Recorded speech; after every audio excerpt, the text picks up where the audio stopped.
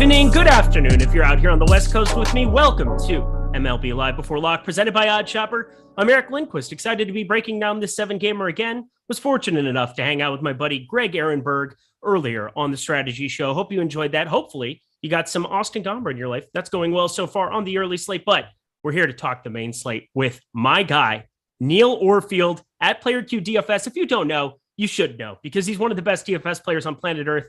Nice to have him in-house here, a host of the High Stakes podcast here at Awesemo as well. So good to see you, my Minnesota friend. How's it going? So good to see you. It's been a while. I see It's been too long, I would say. It's been too long. It's been since the end of the NFL season. I think we might have missed a few weeks at the end there. So yeah, it's been far too long. I'm still adjusting my FanDuel stacks because I was getting to way too much of a few players on FanDuel. So kind of lowering some exposures there last minute. But I'm excited about this slate. It looks like there's nothing really obvious about it to me. It looks like we're going to be kind of spread out today. But more generally, how you just got back from the Masters? How was that? I did. I actually switched into my Masters long sleeve after this afternoon because after this morning, because why wouldn't I? It was comfy. It's nice and nourishing. Having a nice little long sleeve in navy, and it makes my eyes pop. So all the good things, Neil Orfield. Thank you, baby. It's beautiful. So good to have you back. Hit that like button, subscribe button, notification bell, because Neil is a sweetheart, and he's making me feel all kinds of feels. Good to see you. Very excited to be breaking down baseball. This is different. So before we get into it, we've got 52 minutes before lock. We go game by game when there isn't an MLB deeper dive that is before us, which while NBA is going on, probably not going to happen all the time. We will make sure to get to some questions. I will fly through game by game, but I think I just want to get an idea of what your process is for MLB DFS. Tell the people how it differs from your NFL process, from your NBA process. What makes MLB unique and fun for you? So MLB for me, I would say, is the sport that I rely on the Awesemo tools more than any other, for sure. So I'm making all of my lineups except for usually the one. I usually make one hand built, and then I use Fantasy Cruncher for the rest. And I am basically just making stacks. So I'm usually, depending on the size of the slate, I'm going through and either making like 5-2 stacks or 4-3 stacks. I'm kind of, depending on the size of the slate, I'm deciding what I want my stacks to look like, how much I typically am going to want from different teams. I usually, on a larger slate, I have a primary stack and a secondary stack. I know I actually talked to Bro on High Stakes. He was a guest on High Stakes, and he told me, and I was kind of surprised to hear this, that he doesn't use a secondary stack, and he had maybe the best MLB DFS season anybody's ever had last year. So that's something that you can take something away from that. He doesn't use a secondary stack at all. He just does 5-man main stacks. I typically have been using, I use 5-2 stacks. I do 4-3 stacks, that kind of thing. So usually I'm using the top stacks tool to kind of look at what percentages I want of different teams. I'm looking at, the leverage score, the top value percentage, and just kind of eyeballing it. There's no real science to it. It's just kind of looking at the numbers there and figuring out how much approximately I want of each team. And then the secondary stack, I usually am allowing a higher percentage of each team.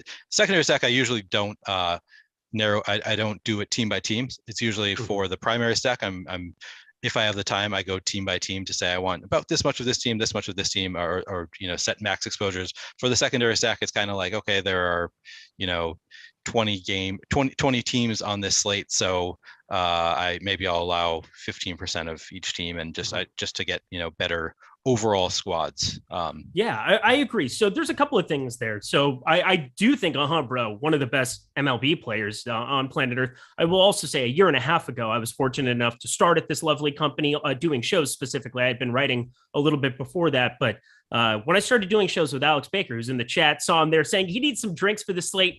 I'm with you, boss man.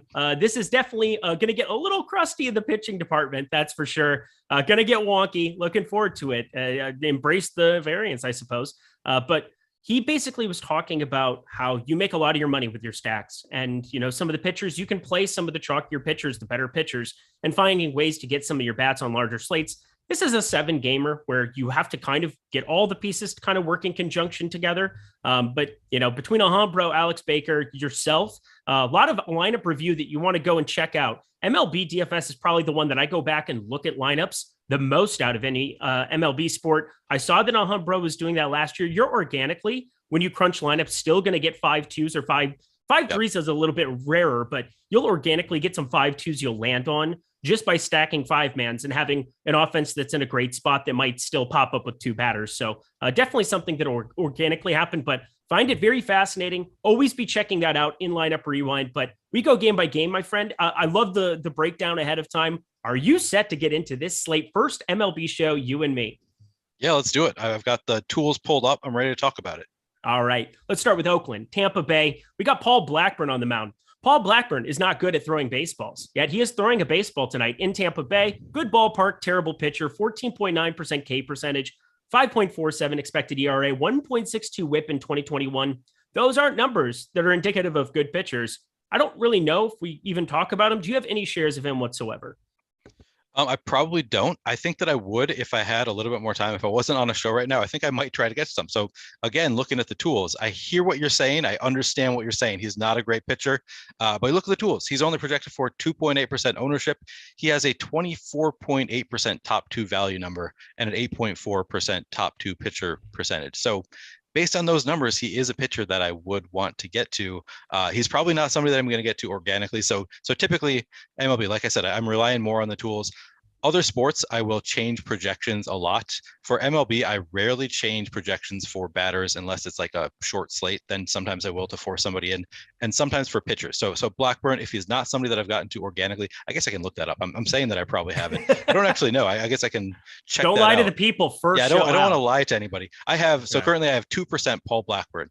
Okay. This is a spot where I might look at him and say, you know what, if he has an 8% chance of being optimal and he's only 2% owned, that's the kind of player that I do want to target. So even if he sucks as a baseball player, he might still be under owned. So I think that if I had more time, I might go in and try to force in a little bit of Paul Blackburn. Jeff Williams, $1.99. Will you speak on cash builds quickly as well? I think that that's a great thing we can do. Again, we just kind of set up the slate. We're going to fly game by game, review our top pitchers, top stacks, and get ourselves out of here at 6:40 p.m. Eastern time, so everybody can get to lock there and have a little bit more information for the end. For cash, I'm not worried about stacking. And, you're organically going to run into some bats if there's good value in a great game environment, if bats are in Coors, if you have, certain spots like Texas today was, a lot warmer than every other game on the slate, but I still like Austin Gomber. Talk to me a little bit about your cash process if you were playing cash. Do you play cash for MLB? I do not play cash. So okay, neither do I. Give you that caveat. I used to, and then it just got to be very tiresome as opposed to, I thought you could definitely profit more playing tournaments.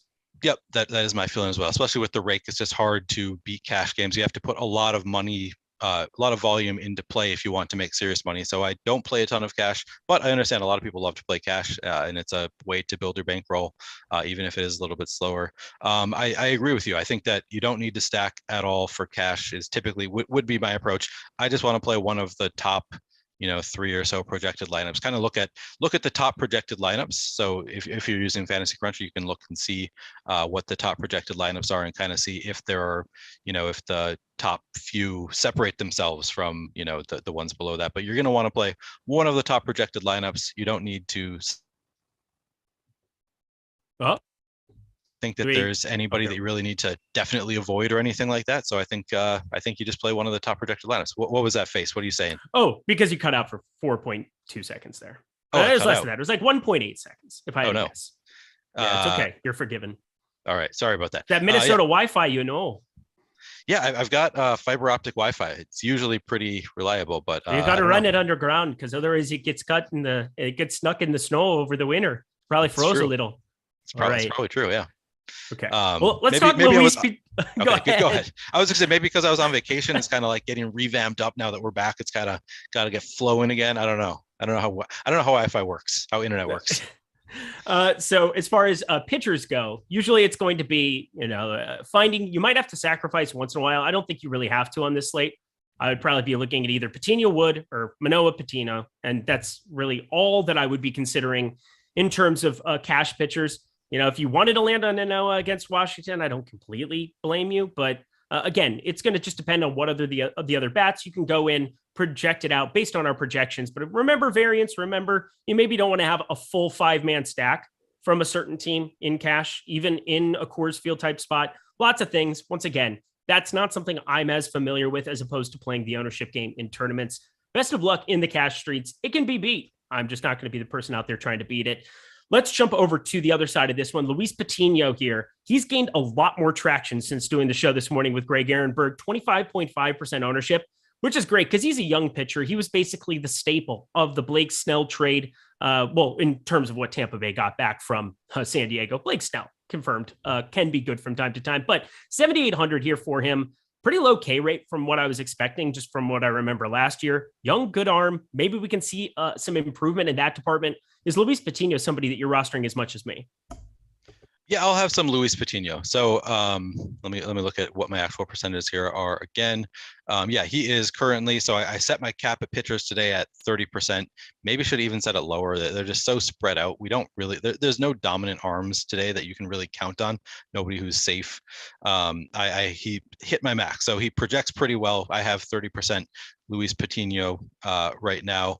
He doesn't look that amazing in the top pitchers tool. He is a slight negative leverage just because his ownership has gone up and up throughout the day. He's projected for 25.5% ownership, and he's probably not going to pitch more than 4 or 5 innings is kind of what I've gathered. He doesn't look like he's, which I guess is true of every pitcher on this slate. So I think you actually said on the earlier show, I watched part of it before I ran out of time, that you were saying that if that's true of everybody, do we really have to worry about it? And that is a good point. Like if that's true across the board, you don't really have to think as much about, is this pitcher limited? But it's, something to keep in mind. We don't, he's a pitcher that we aren't expecting to pitch more than 4 or 5 innings, most likely, which is probably why he's projected for 25.5% ownership, but he's got an 18.2% top 2 value odds and 19.3 top 2 pitcher odds. So he's not somebody that I'm going out of my way to target. He's not somebody like Paul Blackburn, even though he's a much better pitcher than Paul Blackburn and much more likely to hit that upside. He's not somebody that I would force in because the projection's just getting me there anyway. So if anything, he's one that I would be slightly limiting. Yeah, this Michael Lorenzen thing from this morning too, he's dropped down quite a bit, and he pitched 80 pitches against the Dodgers in his last lead up. He's probably the guy I would project to get the most pitch count, but I still really don't have a ton of interest there. We'll get to that spot. Let's talk bats here from this one. Luis Patino, maybe somebody that you don't roster as much, but this Oakland lineup is so brutal. Are you extracting anything from it? Oakland, yeah. So they have a positive leverage score. They actually look like a very good value stack. So they have a 16.6% top value odds. So that's pretty solid for a team that is only going to be owned at 1.6%. So yeah, I'm probably I would want to have actually a fair amount of Oakland. They actually look pretty good now that I'm looking at the stacks. Yeah, I mean, look at it, just 1.6%. They're so low owned, and in baseball, really anything can happen. 1.6% ownership, 3.4% top stack odds, 16.6% top value odds. I would probably want to get somewhere close to 8, 9, 10% of Oakland. Just you want to be over that number long term. In the long run, you're going to want to be over exposed to a team like Oakland in this spot where they're getting under 2% ownership, and the top stack odds are over 3%. Their top value odds are close to 17%. Like those are really good odds. You could make them your secondary stack. If you're hand building lineups, maybe you want Oakland, you could make a 4-3 where Oakland is a 3, something like that. But their odds look a lot better than their ownership currently. Yeah, I think if there's one team that is just going really under-owned for me, I'm going to jam Miami as a value stack a little bit more than I'm going to jam Oakland in this spot, just because, well, I thought Lorenzen was going to be garnering more ownership based off of this morning's projection, and now that's coming down drastically. But I still think that there's more positive leverage to go their direction. Oakland, not going to be a team that I get to a lot, but I totally understand your reasoning there. Once again, we want to be getting positive leverage as much as possible in these stacks. I just don't see a lot of power. It's going to take a lot of death by singles and doubles and things of that nature with the top of this lineup. There's just not a ton of power in a bad ballpark. I totally understand if you want to try to take that shot. I'm just going to be over investing, I think, in the Miami side as more of my more value laden stacks. But Tampa Bay, I mean, there's some power in this lineup, especially at the top of it. Brandon Lau, if you're looking at FanDuel, just ridiculous price sitting there at 3,600. Over on the DraftKings slate, still a little bit more expensive, but I like Tampa Bay. I don't necessarily always love looking at a team that's garnering a little bit more attention here. There's negative leverage, but it's surely not Atlanta. So I'm okay getting to a little bit. How about you? Yeah, I mean, there's no team that I'm Xing out on this slate. I'll probably get to some of every team. Again, so I'm talking more what I would do if I had, the the time, the next hour to work on these. I'm not going to be working on them. If I were using the top stacks tool today, instead of just a day like today, I'm setting a max cap for all teams and just kind of letting it run, hoping for the best. If I had more time, I would probably try to get a little bit under the field on Tampa Bay, but that doesn't mean that I'm going to want to get none of Tampa Bay. I'd probably be at 6-7%. I try to get of my full main stacks of Tampa Bay, and then get to more of them in my secondary stacks because they project well. But yeah, probably I'd shoot for 6 to 7% because they are a little bit over-owned according to the top stacks. So we got them projected for 11.8% ownership, but they're the top value only 10% of the time, top stack only 8.2% of the time. So they're a little bit over-owned. That doesn't mean they're a bad stack. They're a lot more likely to hit than a team like Miami or Oakland, but they are over-owned. So yeah, I'd probably want to be a little bit under the field. Yeah, I'm looking at Brandon Lau is a guy that I'm just going to be prioritizing. Him and Wander Franco, that 2-man game and maybe 5-2-1s if you're looking just kind of at isolating 2 bats out of this lineup. Really hard for me not to love Lau in just about every capacity. A career 14.8% barrel percentage. Last season, a 500x slugging, 550 the year before that.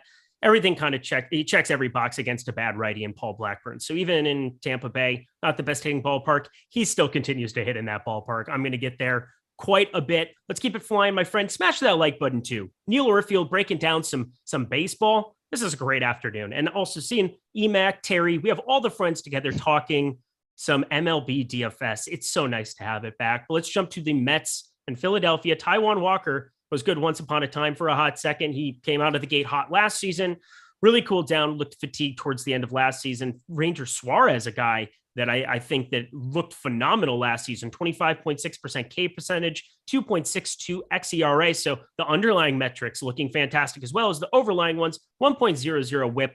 How much Ranger Suarez or Taijuan Walker are you getting to today? Yeah, so Ranger Suarez looks like a fairly neutral play. We got him projected for 14.1% ownership. He's one of the top 2 pitchers 16.7% of the time. So that's positive. He is the top 2 value only 9.2% of the time. So generally I would want to be right around the field in Ranger Suarez. But like you said, with pitchers, I don't spend nearly as much time focusing on how much I'm getting to them. I'm spending a lot more time on my bats typically, and I'm creating lineup sets based on stacks and letting Fantasy Cruncher do the work for me. So my guess is that I'm going to get to a fair amount of Ranger Suarez, close to what I set my max at. And yeah, no, I'm only at 10% Ranger Suarez. So that's what I'm getting naturally from Fantasy Cruncher, just based on he does not reach my max cap that I set on pitchers. I think that he is a solid play. He's not somebody that projects out extremely well. He's just, like I said, fairly neutral play. You can play him. He's a decent salary. He's one of the more expensive pitchers, but we don't have any like super expensive pitchers on this slate. So yeah, have yourself some Ranger Suarez. He's going to make it into my lineup sets. He probably would not be in my first lineup, but he probably would be in one of my first 5 or 10. Feels like Ranger Suarez should play for the Rangers. That is very true.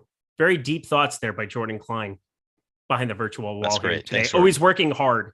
So great to get your tidbits of baseball advice early in the season and not throwing the show off whatsoever. One of the reasons I'm not getting to Ranger, not of the Texas Rangers, Suarez very much is because the Mets are the top stack in terms of leverage on the entire slate. According to the tools, 4.2% leverage that you're basically getting. Top stack percentage, just 7.4%. But my God, if they're going to hit up Ranger Suarez, they got Brandon Nimmo, Starling Marte, Francisco Lindor, Peter Alonso, Eduardo Escobar. That is a pretty ridiculous 1 through 5. Lots of guys on the back end too that can do damage from time to time. JD Davis, Mark Canha, going back to his Oakland days, completely unowned, like legitimately nobody's owning them.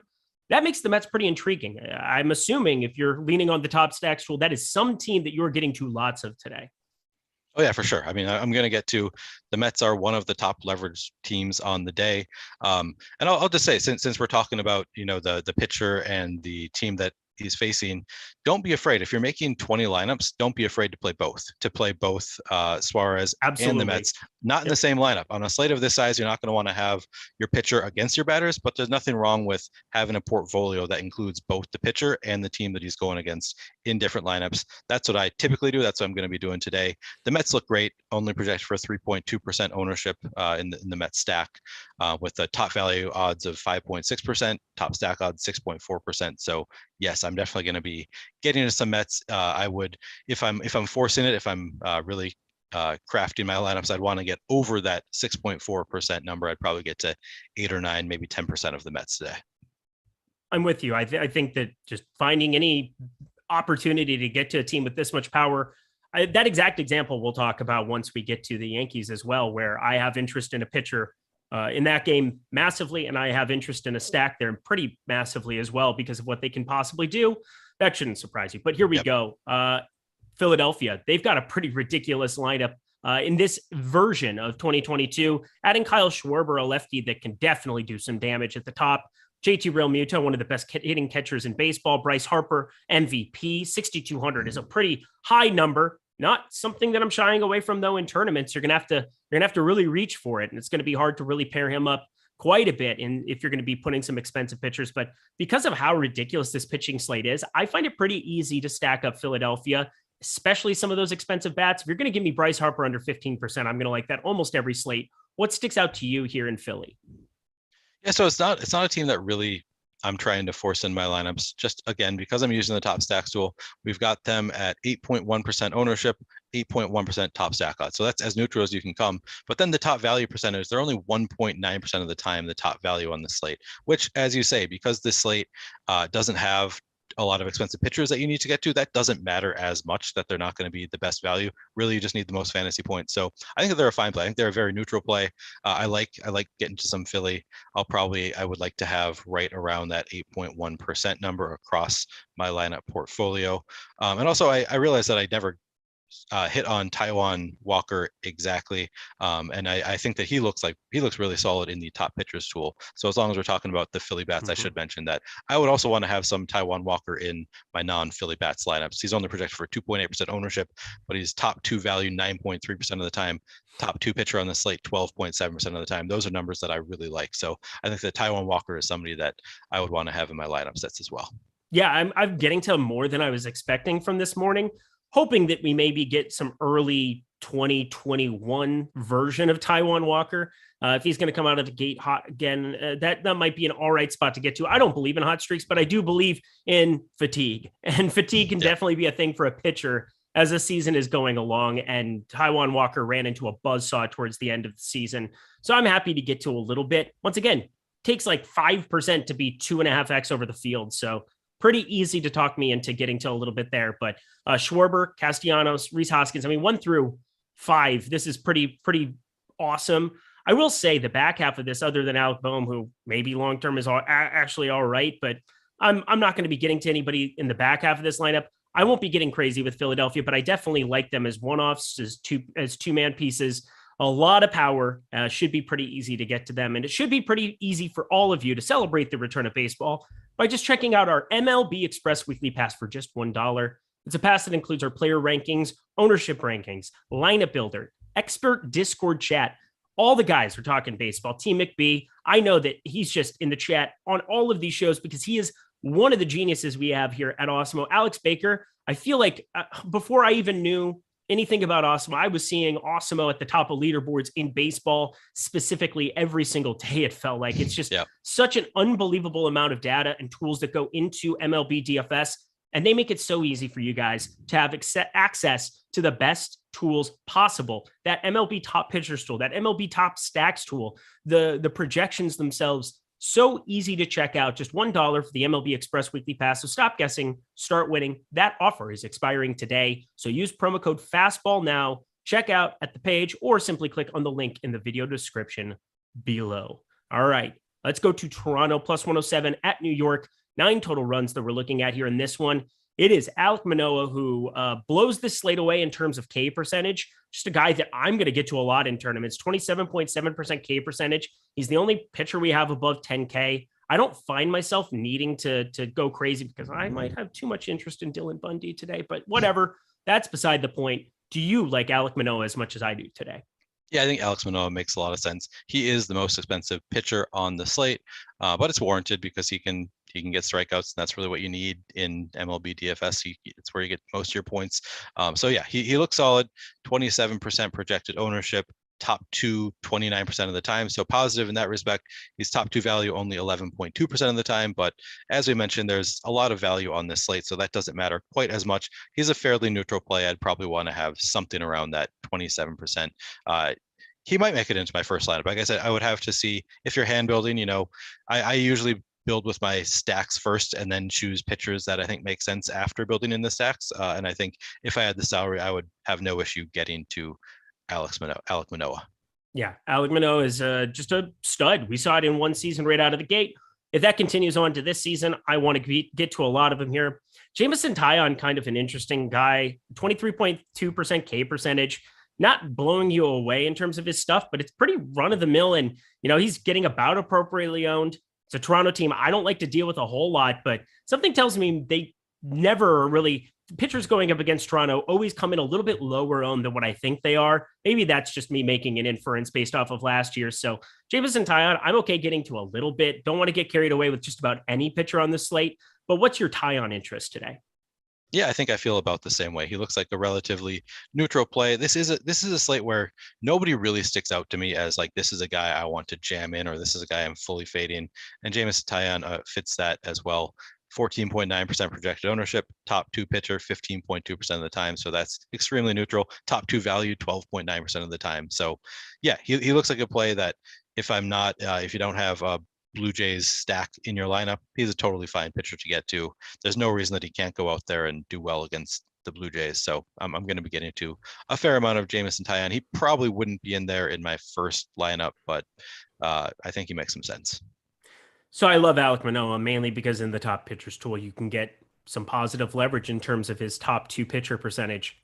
But I also love this Yankees stack because you're going to give me the Yankees under 2% owned on a 7-game slate. I'll take it. I'm just fine with that.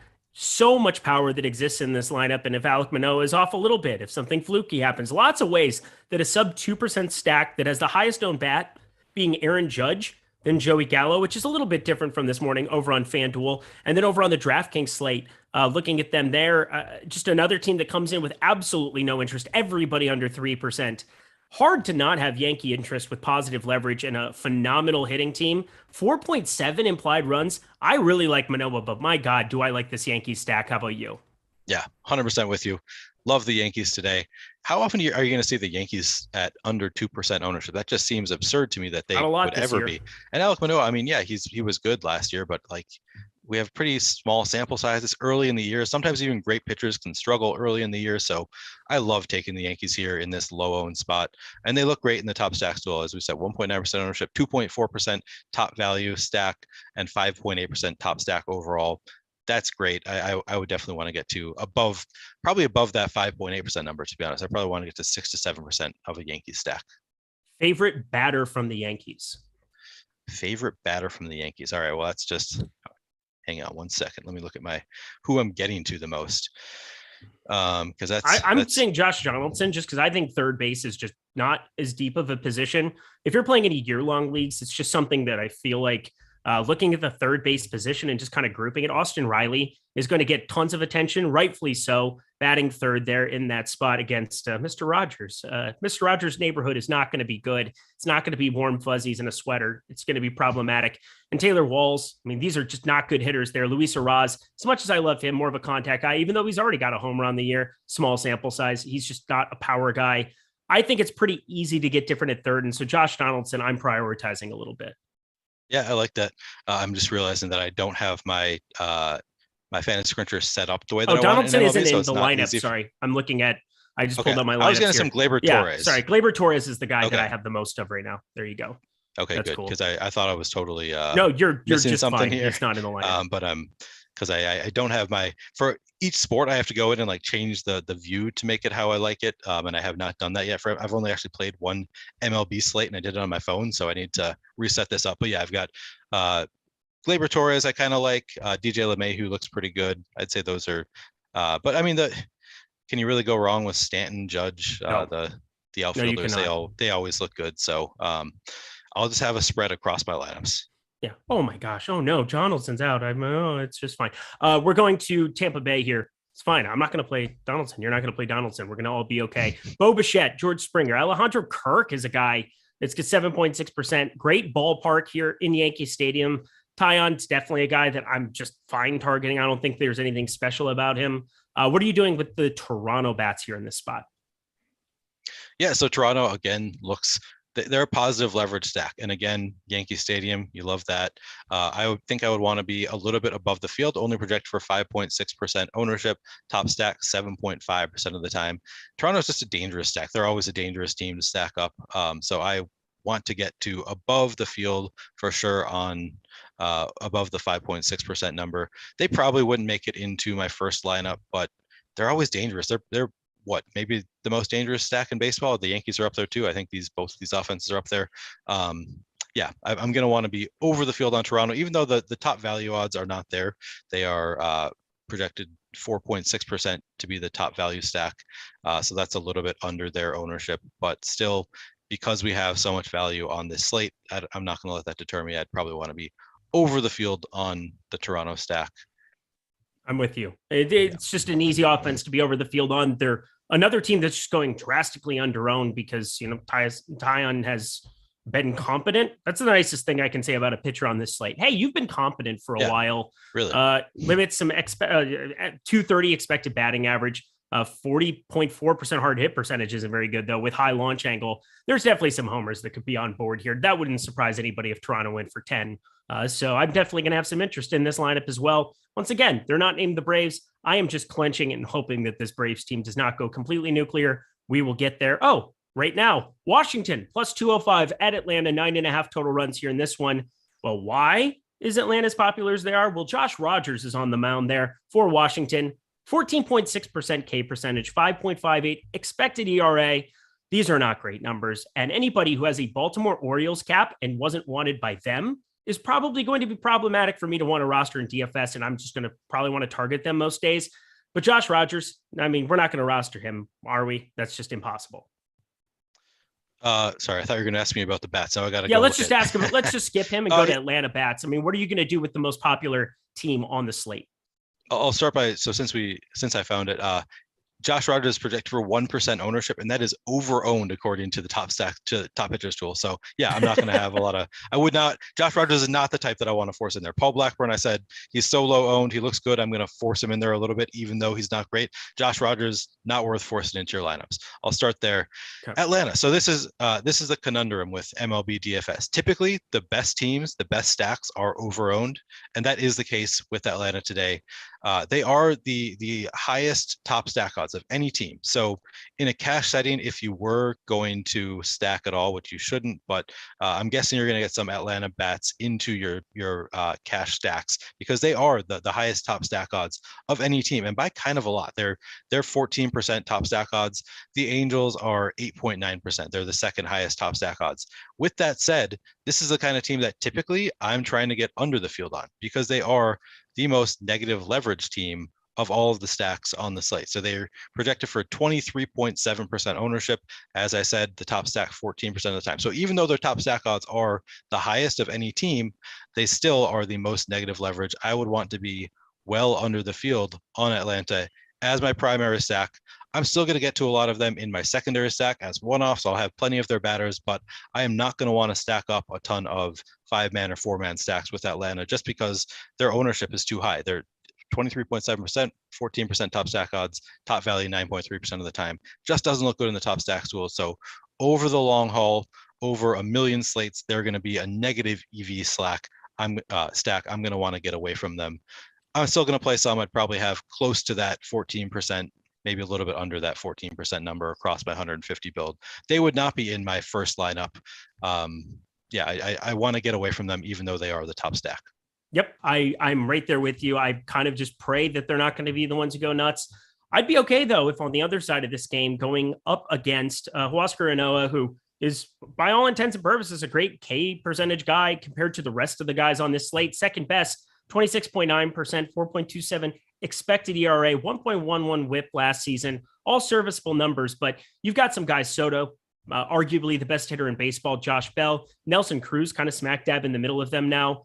I'm all right getting to those three. Hard for me to want to go crazy with anything else on this team. What sticks out to you from Washington bats? And then talk about Inoa as a pitcher that you might have interest in. Yeah, so Washington as a stack looks great. So they're the other end of the spectrum. They are the second lowest odds of being the top stack at 4.7% top stack odds, but they're only projected for 3% ownership, and they are the top value stack 6% of the time. So typically, I'm going to want to get over that 4.7% top stack odds. I'll want to be 5, 6, 7% of Washington in my lineups. I think they make a lot of sense. They are a decent team, and I'm not afraid of stacking them up as my primary stack. I'll probably get some as well as my secondary stack. Yanoa looks a little bit overowned, projected for 22.2% ownership. He's only the top two value odds 11.5% of the time, top two pitcher odds 17.5% of the time. So he's a little bit overowned, but he's a fine play. If you aren't playing in a Washington stack, I think it's fine to play some Yanoa. I just would want to be a little bit under the field. Yeah, and Terry brings up a great point. It's something I talked about earlier today. The back half of the Atlanta lineup, and it's nice to see Swanson. He's batting 7th, not 9th, which was his projected spot earlier today when I was looking at the lineup tool. And so we're seeing Dansby Swanson batting 7th. I'm all right getting there. Manny Pena, guy going back to Milwaukee who had some pop. We're all right stacking up this back half of the lineup. So I think that can help you reduce some of the ownership. But looking on DK, they're still getting double-digit ownership now, a little bit higher than I thought it was going to be a little bit earlier. So looking on FanDuel, you can probably do more of that. And I know that that's where Terry just goes out and dominates. But DraftKings still not going to go as crazy as what I was expecting to on the back half of that lineup. Anything else from this game for you? Yeah, no, I'll just say that Terry makes a great point that even if the lineup, if as a whole, Atlanta is far overowned as a stack, you can make different stacks and just kind of, I don't include the setting like you have the option in Fantasy Cruncher to say that your batters have to be within like one of another batter or within two. I don't do any of that stuff because I want to allow it to give me some weird stacks within a team. And that is a way that you can still play Atlanta if you wanted to play them. If you're an Atlanta fan, you're going to the game, you want to have an Atlanta stack. I would just get a little bit weird with your stack and play some batters from the back of that lineup because it is a solid lineup across the board. All right. Well, a solid thing you should be doing is checking out OddsShopper.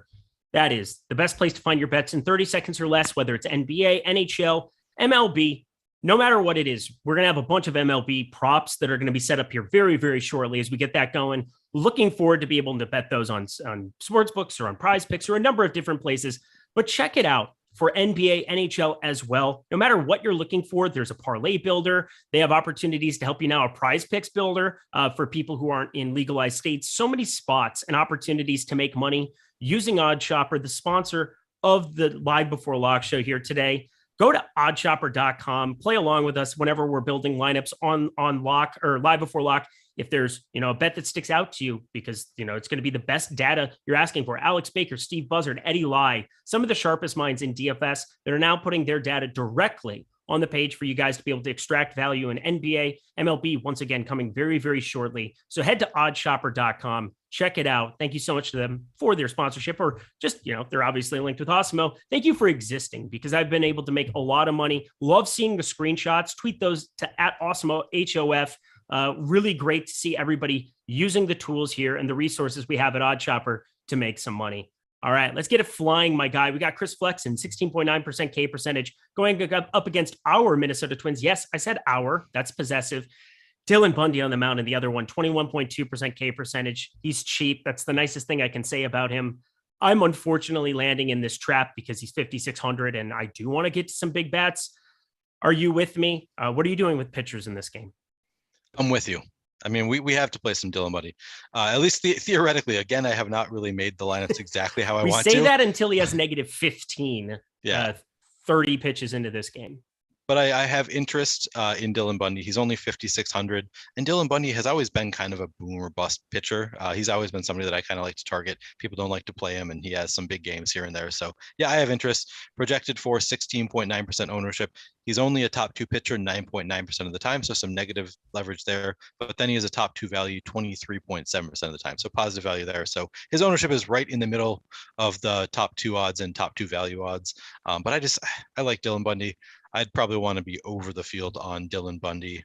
And then as far as Chris Flexen goes, he looks positive. He's positive leverage as well, only projected for 1% ownership, but he's a top two value 2.8% of the time and top two pitcher 7.8% of the time. He's a little bit more expensive than I would typically expect Chris Flexen to be, but on this slate, I think he looks fine. I'd want to get over that 1% ownership number.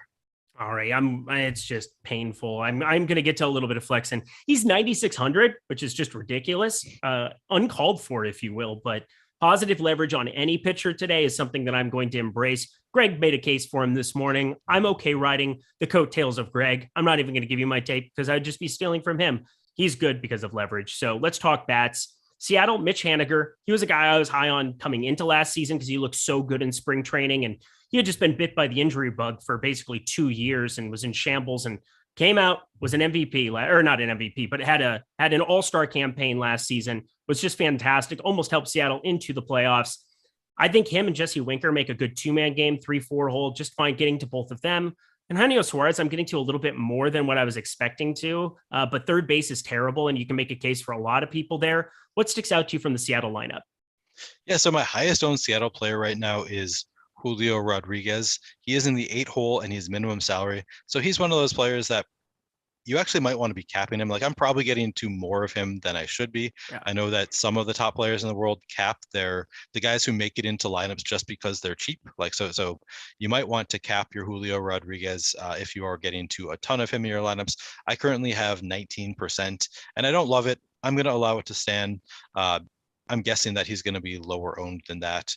But he's just jumping out to me as somebody that, yeah, he's probably making it into my lineups just because he's cheap and he can fit with some other good stacks. I'm going to allow it to stick. Adam Frazier looks pretty good. I'm getting him in a fair number of my stacks as well. He's the one hitter, makes some sense. Yeah, and then I've just got sprinkled throughout. I've got a little bit of Mitch Haniger, Eugenio Suarez, Ty France. I'm going to have a little bit of Seattle stacks or Seattle players across my lineups, but they're not a stack that really stands out to me as like a team that I need to force in there. They're a very neutral play, projected for 7.5% top stack ownership, 7.1% top stack odds, 7.2% top values odds. So they're a very neutral play. I'm going to have some Seattle. They're not somebody that I really am getting well above or well under the field on. 173 batted balls for our boy Byron Buxton last season, 611 expected slugging, 419 WOBA. I love this human being more than life itself. I'm hoping Byron Buxton can take us to the promised land because the combination of bat and fielding when he's healthy is ridiculous. One-time dealer, stay healthy for our Minnesota Twins. Going to be one of my highest owned one-offs pretty much every single slate because of the ability that he can run. He can do everything that you possibly want to in terms of baseball, leading off your 4 Twins. I'm just going to continue to roster him a bunch. This stack really sticks out against Flexen as well. Again, not many people playing Flexen. It's not like the Minnesota Twins are going over-owned by any means. And, they're basically flat in terms of leverage. Just fine picking and choosing anybody you want from this lineup. There's power up and down it. Even in the 9 hole, Alex Kirilloff, one of the best power numbers you're looking at in FanGraphs last year for young prospects. What are you doing with the Minnesota Twins? Yeah, so I think the Twins look okay. They're a slight negative leverage team overall in terms of stacking. So they're stacked 9.5% of the time, top stack odds 7.7%, top value 4.9%. So slight negative leverage on the stack overall. But as you mentioned, they're just top to bottom. They're a solid hitting team. So you might not want to play the 5-man stack all that frequently, but you can still play them as your secondary stack, as one-offs. They just have so many solid players across the board. I think it makes sense to get to a lot of them. And yeah, Byron Buxton, love getting to Buxton. I felt like he was going to be a bust for a little while there. Like he came in with such high prospects. I was so excited about him when the Twins drafted him for a few years. It was like, okay, the promise is coming. And then he kind of fizzled out. It seemed like he maybe was a miss as a prospect, and now he's coming on looking good again. So I'm excited about Buxton too. Yeah, remember when we had to bat him in the 9 hole because he was ineffective batting, for batting leadoff, batting cleanup. It was just kind of a mental thing there for him. Yeah. Got the opening day start. Not many prospects back when they were basically just trying to finagle with their service time. When these guys would just get called up, Byron Buxton was like a can't miss at that point. Then he was a miss, and now we're back to absolutely enamored and in love with him the last few years. Just needs to stay healthy. Plus with him, the beautiful thing, I don't really love getting walks all that much because I'm looking for massive scores in MLB DFS. First percentile in terms of walk rate here currently through a couple of games. He's up there swinging at the moment. So nice. Over the course of the last few seasons, bottom 1% in 2020, 1.5% walk rate, 5.1%. Sign me up for all of that you got here, Byron. Go swing for the fences. Let's go and keep flying. We got 2 games to get to, 10 minutes. You got your lineups in. That's the important question. I do have lineups in. I'm Okay. like, as we're talking about this, man, I'm thinking I really wish that I had spent more time adjusting and getting to more of some of these under-owned team and less of the higher-owned teams. But it is what it is. I'm going to adjust my MLB process as we go. It's a long season. Maybe one of these high-owned stacks will win anyway. So I'm okay with it. I have some stacks in. Tyler, I'm with you. I mean, we need Kirilloff to be a big lefty in our lineup. Yes. If we're going to have anything going, we need him very, very badly. You get Correa, you get Buxton, you get a lot of this righty power we've had. We need that coupling from the left side. And we've had Max Kepler, who's been just hot, cold, however many years we've had him coming out of Germany, and love the man, but Kirilloff needs to be it if we're going to go anywhere, compete with the White Sox. Let's head to Miami. Elieser Hernandez, one of the guys I have the least interest in because I think that pitching count could be very, very low, especially compared to other guys on the slate. Plus the Angels, you get Mike Trout, you get Shohei Ohtani. Not exactly the best top half that you're looking at. Even Joe Adele has some power here. Michael Lorenzen on the other side was garnering a ton of attention, and now he's really not.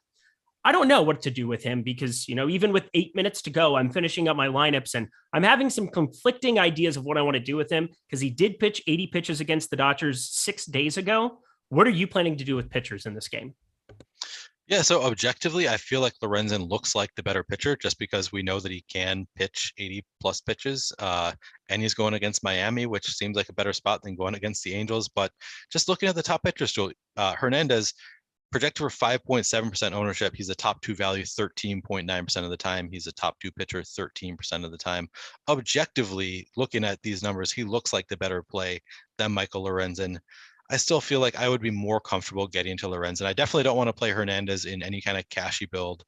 He's probably not going to be in any of the first handful of lineups that I build, but in a 150 set, I think it makes some sense to get to Elieser Hernandez just because he is under-owned according to the top pitchers tool, whereas Lorenzen is pretty neutral. He's projected for 18.3% ownership, top 2 pitcher 13.8% of the time, top 2 value 19.9% of the time. So he's a neutral play, but I feel like you just look at it subjectively. I think Lorenzen looks like a better play just because he's going against Miami. He's only 6,700. We know he can, pitch 80 plus times. So if Lorenzen made it into my cash field, I would have no issue with that. Wait, Trout is out? Is that what we're talking about here? Is that what Trout out LOL from Alex Baker? Is that confirmed? Let me find this. Can't trust Alex Baker. Yeah, how dare we? Trout scratched. Trout scratched according to News God. Is that game coming up? News God doing great work here. No, it's coming up way later, which is interesting. That's what I assumed, but yeah, because I had Mike Trout, which was the guy that I was prioritizing over Shohei. It always seems like whichever one's higher owned, I'm going to go to the other guy. They're both like the 2 best hitters in baseball, so I want to just play the ownership game most of the time with them. You can play both, but a lot of lineups are going to have both when they have 5-man stacks and they're as good as what they are. So kind of always hoping that one goes off. Well, that does some of the work for us here. So Mike Trout scratched. Don't recommend playing him. I'm assuming Adele ends up being the guy who comes in and bats there. Before you were having Brandon Marsh, who had a good tail end of last season. We just got the new lineup and it has Adele in it. Look at that. I predicted the future. So Joe Adele is going to be a guy that I'm probably going to get to a little bit more of. I'm going to swap it out in the next 6 minutes and then I'll kind of do what I need to do to late swap. Let's just talk Miami bats because I actually have a lot of interest going to this team. I was talking about them being one of the most leveraged teams, 3.8% leverage we're looking at between what their top stack potential is and their ownership share currently. Plus, I think it's a revamped team. And you look at Jorge Soler, phenomenal batter, basically one of the keys to Atlanta being able to secure a World Series. A lot of guys were, but he was one of the best acquisitions along with Jock from the left side. And then Avisel Garcia, one of the most underrated hitters in baseball. He's my pick for a number of things. I do the best bets video for MLB here coming out this season. I like over 0.5 RBIs and 0.5 home runs. I'm coupling them both together. What sticks out to you in this Miami Marlins lineup? What sticks out to me is that I like them a lot. They are so you look at the leverage scores, you look at the ownership versus top stack odds. You also like to see a high number in the top stack odds there. So of the teams that have positive leverage, they're the one that sticks out as they have a 7.8% top stack odds, which is a relatively high number. So I feel like they'd be a good like single entry team. If I'm making one lineup for a single entry, I feel like Miami makes a lot of sense.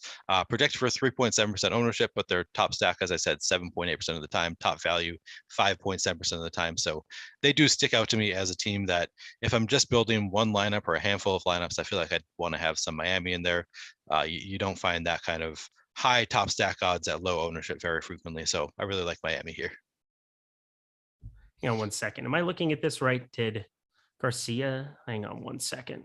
Why is this different from Cruncher to the DraftKings deal where I'm looking at Garcia not in the lineup over there? It's kind of interesting. So anyway, I will couple with that after the show here once again, but I saw him in the projected lineup and he is not there. I got that lineup from News God. Once again, the News God looking out for us in the NBA streets. He's also helping out in the MLB streets constantly, getting me the news so that I can keep you guys all apprised. We've got Garrett Cooper that's DHing up there in the 3-hole today here. That's going to be a guy that I'm probably going to rely on along with Soler. Just fine getting to those guys here. But yeah, Garcia scratched too. This is just crazy. I just saw that on DraftKings that he got scratched. So there we go. Good thing for news. Let's talk about this last game. We've got Nick Martinez, Alex Wood, 14% K percentage here for Nick Martinez. This is one of the curious cases from this morning.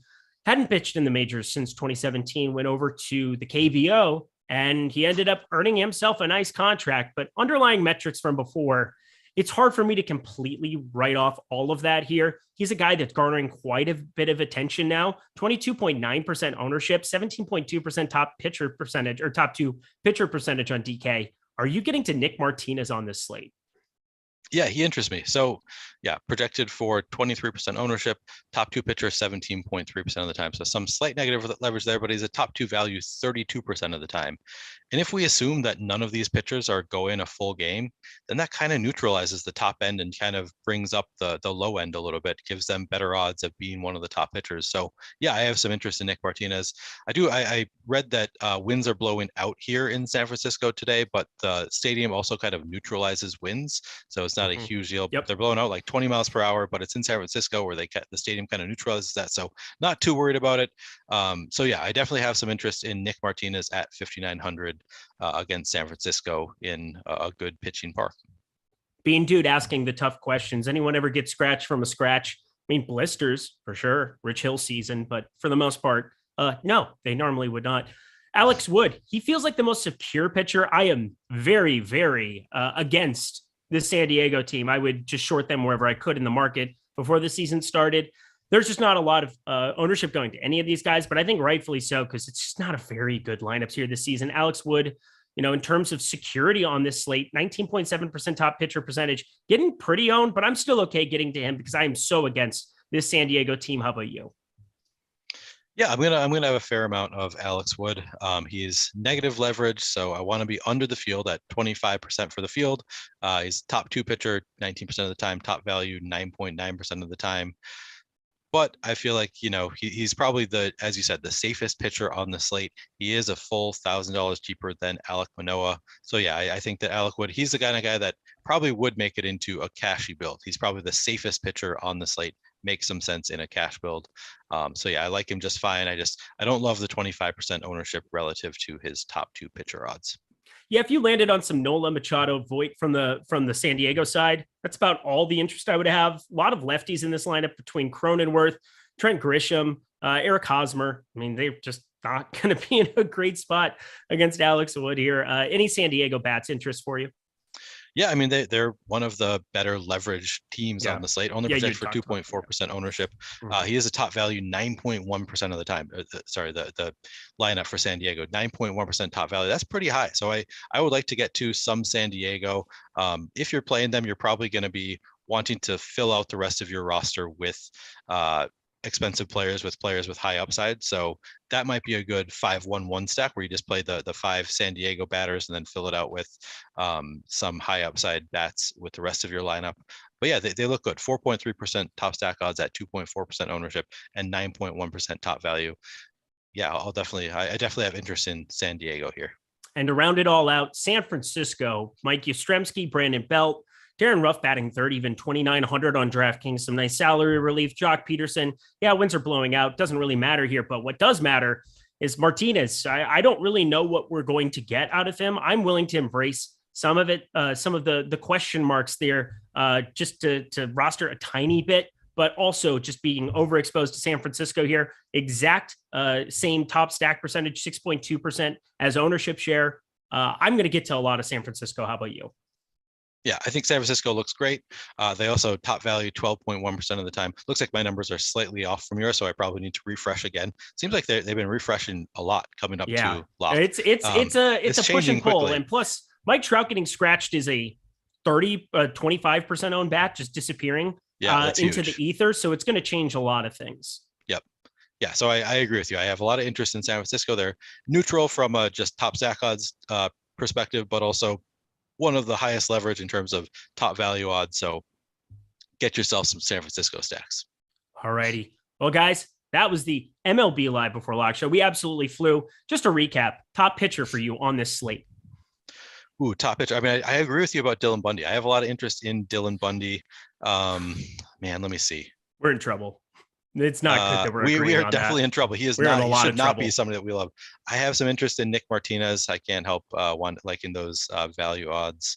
Michael Lorenzen just sticks out to me, even though he has negative leverage. So you don't want to go overboard there. But yeah, I guess I'm probably going to have to agree with you and just go with Dylan Bundy, even though he doesn't look that amazing. He's just a solid value. Favorite expensive stack or favorite popular stack and favorite contrarian stack on this slate? Favorite contrarian stack, just because you hated them so much, I'm going to go with Oakland. Of course. Because yep. I mean, they look incredible, and I know that you're not going to want to pick them, so I'm going to go with Oakland. I don't care how ugly they are. As far as high owned stacks, I mean, just looking, Philly looks okay. I guess you also like Miami. Who are you not going to choose here? I like Miami, but I like them less without Garcia, so I'm going to have to revamp stuff. That'll be fun to do by hand to finish out, but I'm okay with it. Minnesota is pretty flat. Now some negative leverage going their direction here. The Yankees, I'll throw them out. So I love Manoah. He's going to be a guy that I get to a lot on DraftKings tonight, even above 10K. But I'm still going to stack up the Yankees when they're going to give me leverage like this. Under 2%, that's just flat out wrong. Same thing with the Mets. Go New York baseball teams. Yeah, agreed.